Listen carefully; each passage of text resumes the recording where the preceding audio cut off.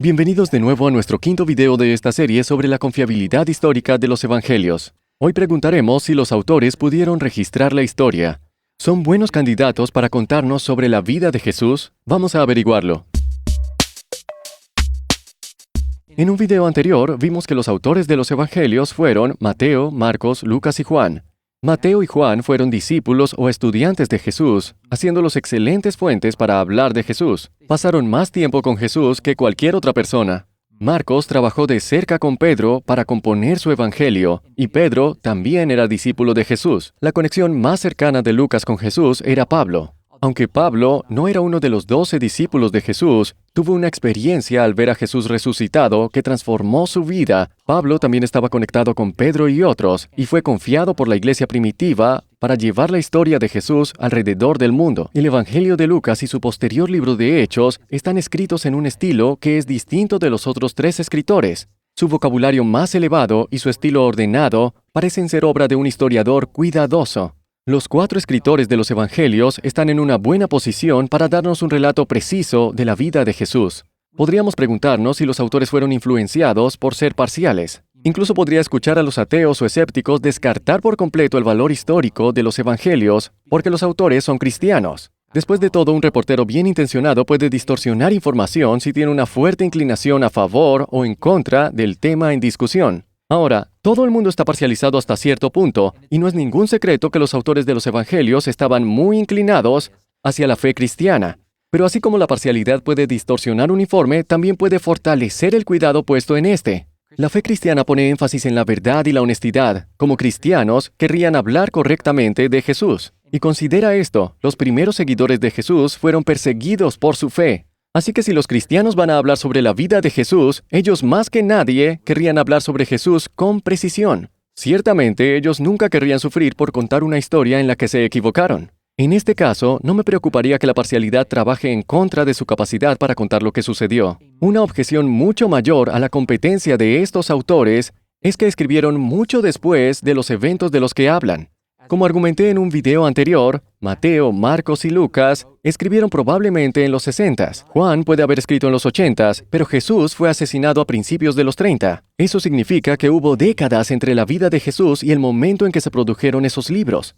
Ciertamente sabes por experiencia que la memoria se desvanece después de semanas. Detalles incidentales, como lo que desayunaste, pueden ser olvidados en cuestión de horas. Así que, ¿cómo podrían los discípulos de Jesús recordar lo que había sucedido hace décadas? Primero, tenemos que reconocer la cultura en la que vivían estos autores. En ese tiempo y lugar, la gente transfería información primariamente a través de palabras habladas en lugar de palabras escritas. Era común retener grandes cantidades de información por memorización, por lo que sus cerebros se adaptaron y fueron muy buenos en eso. Segundo, las palabras de Jesús se pronunciaban de una manera que permitían una fácil memorización. El erudito del Nuevo Testamento, Craig Blomberg, señaló que del 80 al 90% de las palabras de Jesús fueron escritas de manera poética. Eso no significa que rimaran, pero tenían un ritmo distinto, métrica, paralelos, etc. Esto habría ayudado a su memorización. Tercero, es fácil recordar información si la enseñas regularmente. Como los discípulos de Jesús fueron fundadores y líderes de la iglesia primitiva, habrían estado hablando de Jesús con frecuencia, manteniendo todos sus recuerdos frescos hasta que se escribieron los libros del Evangelio.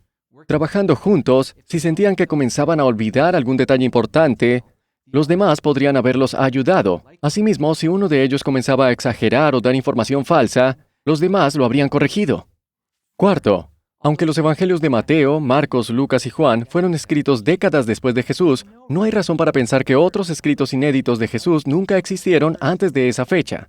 Mientras viajaban con Jesús, los discípulos habrían sabido que Jesús estaba haciendo historia. Entonces parece razonable sugerir que al menos algunos de ellos estaban tomando notas en el camino o poco después de que Jesús los dejó. Estas notas podrían haber sido utilizadas más tarde cuando decidieron escribir sus evangelios. Quinto, incluso si no podemos confiar en que los autores recuerden detalles, los evangelios se enfocan en eventos importantes y enseñanzas de Jesús. Estos eventos se habrían grabado en su cerebro, tal como recordamos detalles de días o eventos importantes de nuestra propia vida. Si eres testigo de que una persona ciega recibe la vista, o una persona lisiada comienza a caminar, o tu propio maestro resucita de entre los muertos 3 días después de que fue brutalmente asesinado en una cruz, tú vas a recordar esos eventos vívidamente. Esos eventos, y especialmente la resurrección, importan enormemente para aquellos que buscan entender si el cristianismo es verdadero. Considerándolo todo, creo que podemos confiar en que los autores de los evangelios pudieron registrar la historia.